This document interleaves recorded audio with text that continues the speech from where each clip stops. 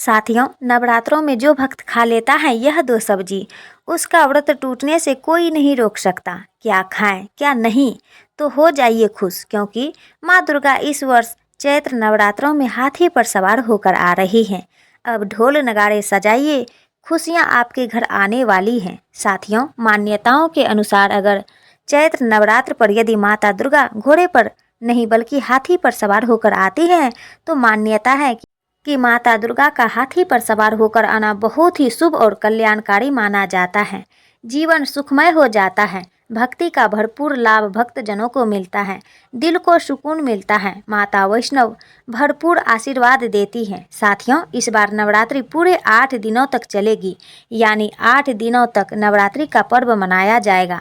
ना एक भी दिन ज़्यादा ना एक भी दिन कम, पूरे 8 दिनों तक चलेगी। माता वैष्णो की पूजा, माँ शेरोवाली की विशेष रूप से पूजा आराधना की जाएगी। चैत्र नवरात्रि का पहला व्रत 30 मार्च को रखा जाएगा और अंतिम व्रत 26 अप्रैल रविवार के दिन रखा जाएगा, क्योंकि इस बार यह नवरात्रि पूरे 8 दिनों के पड़े हैं।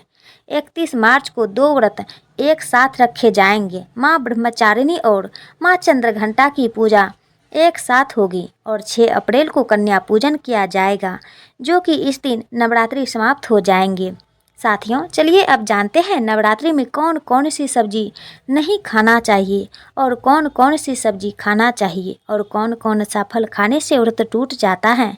तो आइए जानते हैं नवरात्रि में क्या खाएं और क्या नहीं खाएं और क्या पीना चाहिए और कौन सा फल खाना विशेष और शुभकारी माना गया है। आज हम आपको विस्तार से बताएंगे, लेकिन आगे बढ़ने से पहले कमेंट बॉक्स में अपनी राशि जरूर डाल दीजिएगा। यदि हमारे पास आपकी राशि के अनुसार कोई उपाय होगा तो वह आकर हम आपके कमेंट के रिप्लाई में बता देंगे, ताकि आपको राशि के अनुसार फल प्राप्त हो। राशि के अनुसार किया गया कार्य बहुत ही शुभ माना जाता है। मैया वैष्णो रानी बहुत प्रसन्न होती हैं। कमेंट में लिखें, माता रानी आपका स्वागत है हमारे घर में, जय माता रानी। एक लाइक जरूर करें, वैष्णो रानी के लिए एक लाइक तो बनता है। साथियों, शास्त्रों के अनुसार बताए गए व्रत चाहे किसी भी प्रकार के क्यों ना हो, उनसे जुड़े पालनों का नियम करना अति आवश्यक माना जाता है, क्योंकि जो मन के मुताबिक किया जाए वह संघर्ष नहीं कहलाता। कहा जाता है कि मनोकामना को पूर्ण करने के लिए थोड़ा सा संघर्ष यानी कि तपस्या तो करनी ही पड़ती है। इसलिए ऐसी मान्यता है कि व्रत को पूर्ण विधि विधान से किया जाना चाहिए, तब आपको व्रत का पूर्ण लाभ फल प्राप्त होता है। अति उत्तम और शीघ्र दीर्घायु वरदान प्राप्त होता है। आपकी सभी मनोकामनाएं शीघ्र मैया रानी पूर्ण करती हैं। ऐसे व्यक्ति को मरने के बाद भी माता रानी के चरणों में स्थान मिलता है। वह सदैव माँ की सेवा करता है। ऐसा भक्त स्वर्गलोक में जाता है। इसलिए हर शास्त्र यही कहता है कि सच्चे दिल से अगर आपके मन में ईश्वर के प्रति श्रद्धा हो तो बिन पूजा पाठ के ही सारा फल मिल जाता है, और अगर मन में ईश्वर के प्रति शंका हो तो उस मनुष्य को कई जन्मों तक सुख नहीं मिलता, वह नरक में ही भटकता रहता है। भागवत गीता में भगवान श्री कृष्ण ने स्वयं कहा था, जो मनुष्य सच्चे हृदय से ईश्वर को पुकारता है तो उसका नाता उस शक्ति से जुड़ जाता है जिसे अपने सच्चे हृदय से पुकारा था। इसलिए भगवान भी कहते हैं कि सच्चे हृदय से ही ईश्वर को पुकारो तो वह आपकी हर मनोकामनाओं को पूर्ण करते हैं। साथियों, कई लोग ऐसे हैं जो भगवान के सामने घंटों पूजा पाठ करते हैं तथा रोते हैं, फिर भी भगवान उनकी कभी नहीं सुनता। दरअसल जब आप सच्चे मन से ईश्वर को पुकारते ही नहीं हैं तो भला वह आपकी पुकार कैसे सुनेंगे। साथियों, यह तो थी वो बातें जो भक्त और भगवान के बीच की हैं। अब हम जानते हैं नवरात्रों के दौरान क्या नहीं खाना चाहिए और क्या नहीं पीना चाहिए और कौन सा फल खाने से व्रत संपूर्ण और सफल हो जाता है। साथियों, हमारे संपूर्ण भक्ति सागर चैनल को अभी तक सब्सक्राइब नहीं किए हैं तो कृपया कर चैनल को ज़रूर सब्सक्राइब करें और इस बेल आइकन को दबाना ना भूलें। तो आइए शुरू करते हैं। साथियों, चाहे मर जाना, भूल कर भी नवरात्रि के दिनों में पानी पूरी कभी मत खाना, क्योंकि इस दिन कभी कभी बीच में शुक्रवार पड़ जाता है और शुक्रवार को माँ संतोषी का वार कहा जाता है। माता संतोषी खट्टी चीज़ खाने वाले व्यक्ति से हमेशा क्रोधित रहती हैं, नाराज रहती हैं, क्योंकि नवरात्रों में माता संतोषी जागृत अवस्था में हो जाती हैं। माता संतोषी की शक्ति नवरात्रों में कई करोड़ गुना बढ़ जाती है। नवरात्रों में जब शुक्रवार पर जाए तो इमली नहीं खाना चाहिए। माता संतोषी रुष्ट हो सकती हैं, आपको दंड दे सकती हैं। नींबू नहीं खाना चाहिए। वैसे तो नवरात्रि के व्रत में नींबू खा लेना चाहिए, पर अगर शुक्रवार हो तो माता संतोषी के क्रोध से बचने के लिए नींबू नहीं खाना है। इस दिन नींबू का त्याग करना चाहिए। साथियों, पानी पूरी क्यों नहीं खाना चाहिए? क्योंकि उसमें लहसुन प्याज होता है और खट्टा भी होता है, जो व्रत को भंग कर सकता है, पाप लग सकता है। ध्यानपूर्वक अगर आप शुक्रवार को खट्टा नहीं खाते हैं तो माता संतोषी आपको धन धान्य से माला माल कर देती हैं, आपके घर में अपना वास बना लेती हैं। बस शुक्रवार के दिन, नवरात्रों के दिनों में इस चीज़ का त्याग करना चाहिए, पालन करना चाहिए। नवरात्रों में लहसुन प्याज और खट्टा, फिर चाहे आपने व्रत भी नहीं रखा है फिर भी आपको शुक्रवार के दिन या अन्य दिनों में लहसुन प्याज नहीं खाना चाहिए। लेकिन हाँ, पानी पूरी आप खा सकते हैं, वह भी जब नवरात्रि समाप्त हो जाए। साथियों, वीडियो को लाइक ज़रूर करें। आपका एक लाइक माता रानी को अति प्रिय है, माता रानी को अच्छा लगेगा, इसलिए माँ के लिए एक लाइक तो बनता है। माता रानी को नकारना नहीं चाहिए। साथियों, नवरात्रि के दिन सेब जरूर खाना चाहिए। शास्त्रों में बताया जाता है कि भगवान के भोग में सेब आदि जरूर अर्पित किया जाता है। अगर आपका व्रत है तो आपको सेब जरूर खाना चाहिए। केला, पपीता, तरबूज और मीठे अंगूर जरूर खाना चाहिए। इन फलों से व्रतधारी को शक्ति मिलती है और व्रत संपूर्ण हो जाता है। शास्त्रों में बताया जाता है कि नवरात्रों के दिनों में सीताफल जरूर खाना चाहिए। सीताफल खाने से 20 ऐसी बीमारियां हैं जो खत्म हो जाती हैं। माना जाता है नवरात्रों के दिनों में सीताफल का घर में प्रवेश होना बड़ा ही शुभ माना गया है। सीताफल खाने से नवरात्रि का व्रत सफल हो जाता है, क्योंकि इसमें माता सीता का आशीर्वाद मिला हुआ होता है। माना जाता है भगवान राम के वनवास के दौर में माता सीता ने यही फल खाया था। नवरात्रि के दौरान इसे जो भी खाता है उसे दुखों का सामना नहीं करना पड़ता। सीताफल आपको जरूर खाना चाहिए। माता सीता प्रसन्न होती है और आशीर्वाद देती हैं। साथियों, नवरात्रों में तेल की तली हुई हरी मिर्च खा सकते हैं, लेकिन कम मात्रा में खाना है। व्रत के दौरान ज़्यादा तीखा नहीं खाना चाहिए। व्रत में तीखा खाने से व्रतधारी की जो पेट की आंतें होती हैं उसमें जख्म हो सकते हैं। क्योंकि इस दौरान हम व्रत का पालन करते हैं तो हमारे पेट में कुछ नहीं होता, इसलिए हल्का खाना खाना सर्वप्रिय और उत्तम माना जाता है। व्रतधारी को रसीले आलू अवश्य खाना चाहिए। इससे हमारे शरीर में ऊर्जा की भरपूर ज़रूरत जो होती है वह पूरी हो जाती है। आप आलू का पानी भी पी सकते हैं।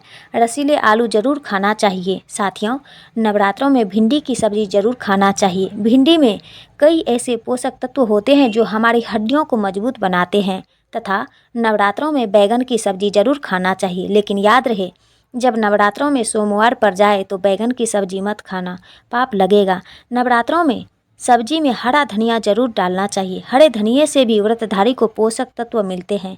नवरात्रों में हरा धनिया अवश्य खाएं, इससे जो शुगर लेवल होगा वह कम हो जाएगा। नवरात्रों में रिफाइंड का तेल और सरसों का तेल भूलकर भी व्रत के दौरान नहीं खाना चाहिए। मूंगफली का तेल और देसी घी और गोले का तेल खाना अच्छा माना जाता है। साथियों, नवरात्रों में व्रतधारी को डब्बा बंद लस्सी, डब्बा बंद जूस नहीं पीना चाहिए। उसमें कई केमिकल मिले होते हैं जिसके कारण आपका व्रत टूट सकता है। जब भी आप फलों का जूस पिएं तो याद रखें उसमें नमक ना डालें, नहीं तो व्रत टूट जाएगा। साथ ही साथ जूस में बर्फ भी नहीं डालना चाहिए। फलों का सादा जूस पीने से व्रत सफल होता है। साथियों, नवरात्रि के दौरान सिंघाड़े का आटा या कुट्टू का आटा खाने से पहले यह देख लें कि आटा पुराना नहीं होना चाहिए, क्योंकि पुराने आटे में कीड़े वगैरह पड़ जाते हैं जिसके कारण आपका व्रत टूट सकता है। क्योंकि यह छोटे छोटे कीड़े हमें दिखाई नहीं देते और आपके मुंह तक पहुंच जाते हैं। ऐसा आटा खाना मतलब कीड़े मकोड़े का मांस खाने के बराबर माना गया है। साथियों, नवरात्रि के दौरान आप शाम के समय खाने में दही ले सकते हैं, आलू वगैरह खा सकते हैं, आलू के चिप्स खा सकते हैं, साबूदाने की टिक्कियाँ बनाकर खा सकते हैं, साबूदाने की खिचड़ी खा सकते हैं, आलू के पापड़ भी खा सकते हैं। हरी सब्जियाँ तो ऐसे हैं जो नवरात्रि के दौरान भोजन में शामिल कर सकते हैं। इससे आपको एनर्जी मिलेगी और व्रत सफल हो जाएगा। नवरात्रि के दौरान आप दूध पी सकते हैं जो आपको ताकत देगा। चाय वगैरह भी पी सकते हैं, लेकिन याद रहे उसमें नमक ना डालें। चाय में नमक डालने से व्रत भी टूट जाएगा और हड्डियां भी गल जाती हैं। एक बात का ध्यान रहे, व्रतधारी को पेट पर खाना यानी गले तक भोजन नहीं करना चाहिए, नहीं तो व्रत रखने का कोई भी फायदा नहीं होगा, थोड़ा थोड़ा खा सकते हैं। साथियों, नवरात्रि के 9 दिन आदि शक्ति माँ दुर्गा को समर्पित होते हैं। नवरात्रि के 9 दिन माता रानी के 9 अलग अलग स्वरूपों का पूजन किया जाता है। नवरात्रि के 9 दिनों तक माता रानी को अलग अलग स्वरूप के हिसाब से अलग अलग पुष्प, अलग अलग भोग अर्पित किए जाते हैं। लेकिन क्या आप जानते हैं, कुछ ऐसी वस्तुएं हैं जिन्हें नवरात्रि के दौरान भूल कर भी माता रानी को अर्पित नहीं करना चाहिए। अगर इन वस्तुओं को आप गलती से भी माता रानी को अर्पित कर देते हैं तो आपको व्रत और पूजन का पूर्ण लाभ नहीं होगा। इसलिए माता रानी की कृपा प्राप्त करने के लिए आपको यह जानना अति आवश्यक है कि वह कौन सी ऐसी वस्तुएं हैं जो माता रानी के पूजन में भूल कर भी इस्तेमाल नहीं करना चाहिए। तो आइए जानते हैं। माँ का जयकारा लगाते हुए वीडियो को शुरू करते हैं। साथियों, नंबर 1, नवरात्रि के दौरान शादीशुदा महिलाओं को सफ़ेद कपड़े पहनकर पूजा पाठ नहीं करना चाहिए। साथ ही साथ काले कपड़े भी नहीं पहनना चाहिए। इससे पूजा व्रत आदि खंडित हो जाती हैं। माता की चौकी जब आप लगाएं तो उसे नीचे कागज नहीं लगाना चाहिए। माता की चौकी हमेशा लाल कपड़ा बिछाकर ही बनाना चाहिए। हमेशा याद रहे, नवरात्रों के इन 9 दिनों तक व्रतधारी को अपना आसन माँ की चौकी के आगे ही लगाना चाहिए और वहीं पर आपको सोना चाहिए। मंदिर को नवरात्रों के दौरान अकेला नहीं छोड़ा जाता, बहुत ही अशुभ माना जाता है। जरा आप ही सोचिए, माता रानी 9 दिनों के लिए धरती पर आकर आपके घर में रहने के लिए आई हैं और ऐसे में आप उन्हें अकेला अगर छोड़ते हैं तो माता भी आपको छोड़कर चली जाएगी। वह कहेगी, इसको मेरी ज़रूरत नहीं है। वह अकेली पड़ जाती हैं। इसलिए माता के पास में ही सोना चाहिए। साथियों, नंबर 2, नारियल। हिंदू धर्म में नारियल को समृद्धि, धन, श्रद्धा और सम्मान का सूचक माना जाता है। नारियल को श्रीफल भी कहा जाता है। नारियल को सुख समृद्धि में वृद्धि करने वाला माना जाता है। नारियल का हर मांगलिक कार्य में विशेष महत्व होता है। जैसे कि आप सभी जानते हैं कि माता रानी के कई मंदिरों में नारियल से बलि भी दी जाती है और माता रानी के पूजन में नारियल का इस्तेमाल हम सभी करते हैं। खासकर कलश की स्थापना नारियल रखकर ही की जाती है। माता रानी की पूजन में हम नारियल इस्तेमाल करते समय कुछ गलतियां कर बैठते हैं। साथियों, नारियल कई प्रकार के होते हैं। एक हरा, दूसरा सूखा जिसके अंदर पानी होता है। जिस नारियल के अंदर पानी होता है, माता रानी के पूजन में सदैव पानी वाला और जटा वाला नारियल ही इस्तेमाल करें। नारियल का पूर्ण होना चाहिए। नारियल चटका हुआ या टूटा हुआ नहीं होना चाहिए, क्योंकि साबुत नारियल ही पूर्ण और पवित्रता का प्रतीक होता है। साबुत नारियल ही सुख समृद्धि का प्रतीक होता है। साबुत नारियल को ही श्रीफल यानी कि माँ लक्ष्मी का फल भी कहा जाता है। नवरात्रि में माता रानी के कलश की स्थापना करते समय जटा वाला यानी पानी वाला नारियल ही कलश पर स्थापित करना चाहिए। साथ ही यह ध्यान रखना चाहिए कि नारियल को सदैव कलश के ऊपर लेटा कर रखना चाहिए। घट स्थापना करते समय कभी भी नारियल को खड़ा करके नहीं रखा जाता। नारियल को सदैव लिटाकर कलश के ऊपर रखा जाता है।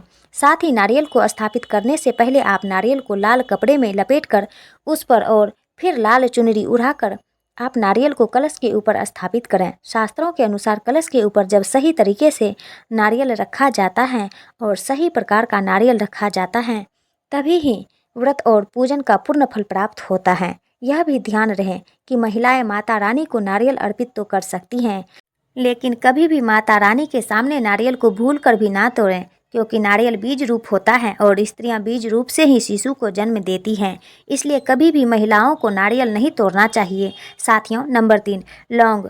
लौंग हम सभी माता रानी के पूजन में इस्तेमाल करते हैं, लेकिन लौंग का इस्तेमाल करते समय बहुत बड़ी गलती कर बैठते हैं। हमेशा ध्यान रखना चाहिए कि माता रानी को सदैव फूल वाली लौंग ही अर्पित करना चाहिए। जिस लौंग के ऊपर फूल नहीं होता या फिर जिस लौंग के पीछे लकड़ी की डंडी नहीं होती, उसको आप माता रानी के पूजन में भूल कर भी इस्तेमाल ना करें। फूल वाले लौंगों को ही पूर्ण माना जाता है और माता रानी की पूजन में कोई भी अपूर्ण वस्तु, कोई भी खराब वस्तु या टूटे हुए अक्षत इस्तेमाल नहीं करना चाहिए। इसलिए सदैव माता रानी की पूजन में फूल वाली लौंग का ही इस्तेमाल करें। साथियों, नंबर 4, तुलसी के पत्ते अर्पित नहीं करने चाहिए। माँ दुर्गा के पूजन में तुलसी पत्र का इस्तेमाल करना वर्जित माना जाता है। तुलसी पत्र के अलावा आंवला भी माता रानी को अर्पित नहीं करना चाहिए और दुर्वा भी माता रानी को अर्पित नहीं करना चाहिए। दुर्वा भगवान श्री गणेश को अति प्रिय है। नवरात्रि में आप भगवान गणेश को दुर्वा अर्पित कर सकते हैं। भगवान विष्णु जी को तुलसी के पत्ते अवश्य अर्पित कर सकते हैं, लेकिन माता रानी को भूल कर भी तुलसी के पत्ते या दुर्वा अर्पित ना करें। माता रानी को सफ़ेद फूल भी अर्पित ना करें। माता रानी को सदैव लाल रंग के फूल अर्पित करने चाहिए। लाल रंग के फूल माता रानी को अति प्रिय हैं। खासकर माता को गुड़हल और कमल के फूल अति प्रिय हैं। शास्त्रों में बताया जाता है कि घर में माता रानी को 2 या 3 मूर्तियाँ या फोटो नहीं होने चाहिए। इस बात का भी आप विशेष ध्यान रखें कि माता रानी के पूजन में कोई भी खंडित चीज़ इस्तेमाल ना करें, जैसे कि चटका हुआ या टूटा हुआ दीपक या फिर चटका हुआ कोई बर्तन। साथ ही यह भी ध्यान रहे कि लोहे की और प्लास्टिक की कोई बर्तन आप माता रानी के पूजन में इस्तेमाल ना करें, क्योंकि प्लास्टिक के चाइनीज बर्तन हड्डियों के पाउडर से मिलकर बनते हैं। ऐसा ना करें। ऐसे बर्तनों को माता रानी के पूजन से सदैव दूर रखें। माता रानी को जो पुष्प अर्पित कर रहे हैं उन्हें सूंघे नहीं। सूंघे हुए फूल या गिरे हुए फूल या फिर मुरझाए हुए फूल माता को अर्पित ना करें। साथियों, कमेंट बॉक्स में लिखें जय माता दी। जानकारी पसंद आए तो लाइक तो बनता है। आपका एक लाइक हमारे लिए बहुत ही कीमती है। मैया रानी के लिए एक लाइक तो बनता ही है।